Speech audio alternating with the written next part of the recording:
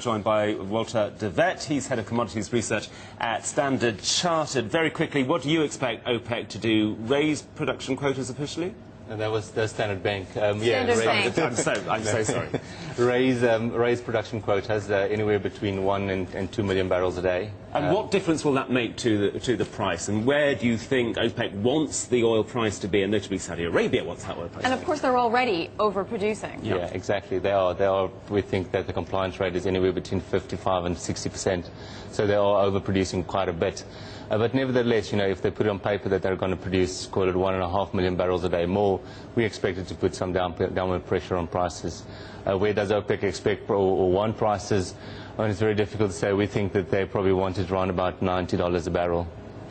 And it's important, actually, that the oil price stays at a certain level, especially now, because one of the responses of Arab leaders to the Arab Spring has been to promise more social spending. Yeah. So they actually need prices to stay pretty high, but of course they don't want to hurt demand destruction. Absolutely. It's a tough balance here. Very, very much so, and I think especially Saudi Arabia is really aware of demand destruction. They are, of course, the biggest producer in the world and sit with a large spare capacity and also a lot of resources on the ground, so they really don't want to destroy demand for the future.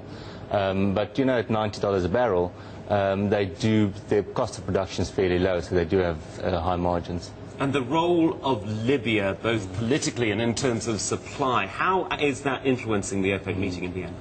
Yeah, Libya has taken out around about 1.4 million barrels a day of supply out of the market. So the market is much tighter than it was last time OPEC met end of last year. So it's definitely having an impact, and that's why we think they will actually increase production. What's your forecast for oil prices for the year? Because they're not at $90 a barrel. They're much higher than that. Yeah, absolutely, they are.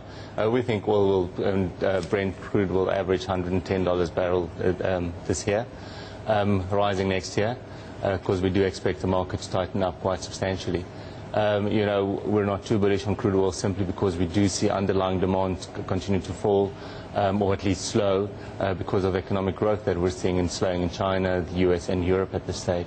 Let me just broaden this out a little bit more to commodities in general. Now, the Australian and New Zealand Banking Group yesterday gave an average of what they thought commodities would be doing over the next year. They reckon it's going to be very bullish, about 30% increase. What do you reckon?